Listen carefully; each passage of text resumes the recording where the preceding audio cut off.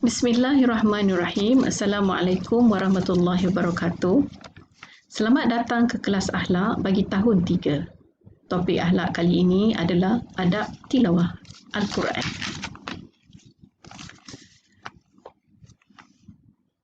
Membaca Al-Quran merupakan amalan mulia dan sangat digalakkan. Kenapa manusia diminta untuk membaca Al-Quran? Dengan membaca Al-Quran, si pembaca akan mendapat pahala. Si pembaca juga akan dapat menambah ilmu pengetahuan. Sesiapa yang membaca Al-Quran akan merasa tenang. Selain itu, Al-Quran akan memberi syafaat kepada pembacanya di akhirat kelak.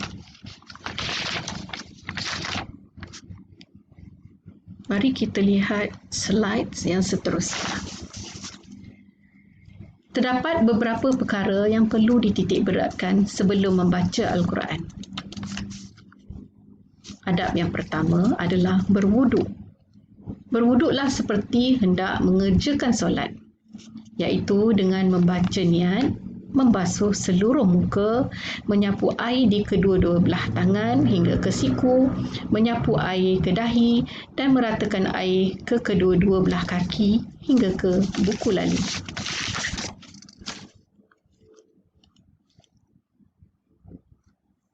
Adab seterusnya, pakailah pakaian yang bersih serta menutup aurat, iaitu tidak mengenakan pakaian yang ketat, jarang dan menjolok mata.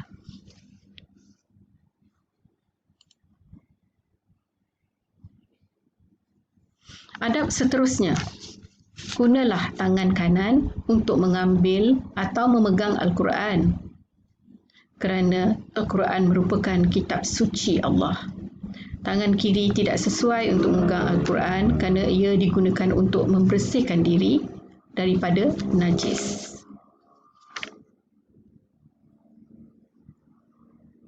Seterusnya,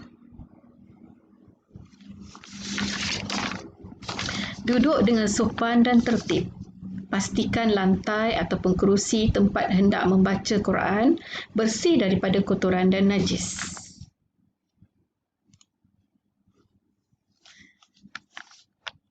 Sifat ke-5 adalah sebaik-baiknya membaca Al-Quran dengan menghadap ke arah kiblat. Kenapa kita baca Quran menghadap kiblat? Kerana Allah suka kita membaca Al-Quran ketika solat. Jadi apabila kita membaca Al-Quran di luar waktu solat, kita disarankan untuk membaca Al-Quran menghadap ke arah kiblat. Adab seterusnya, mulakanlah membaca A'udzubillahi minasyaitonirrajim. Bismillahirrahmanirrahim, supaya tidak ada gangguan syaitan ketika membaca Al-Quran.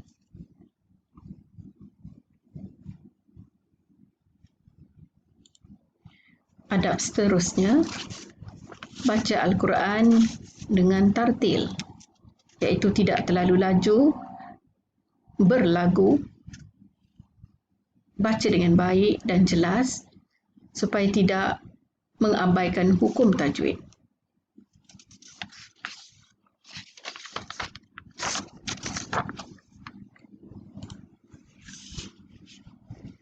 Sifat ke-8, ketika membaca Al-Quran dilarang bercakap-cakap, bermain, dilarang melangkah Al-Quran, mencampak Al-Quran, membakar Al-Quran, mengoyakkan Al-Quran ataupun membuang Al-Quran yang sudah koyak ke dalam tong sampah.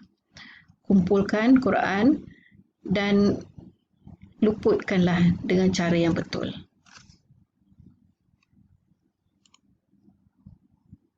Seterusnya, lafazkanlah doa supaya ayat yang dibaca memberi syafaat dan perisai untuk kita di akhirat.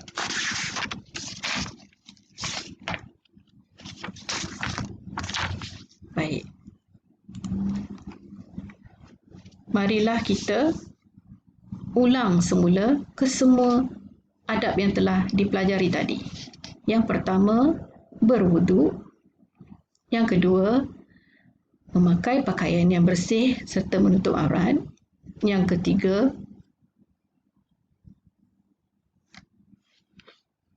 gunakan tangan kanan apabila memegang Al-Quran. Yang keempat, duduk dengan sopan. Yang kelima, baca Al-Quran menghadap kiblat. Bacalah Al-Quran dengan A'udzubillahi minasyaitonirrajim dan Bismillahirrahmanirrahim. Bacalah Al-Quran secara tartil dan berlagu. Jangan bercakap, jangan bermain di depan Al-Quran. Dan sekiranya perlu bercakap, tutuplah Al-Quran tersebut.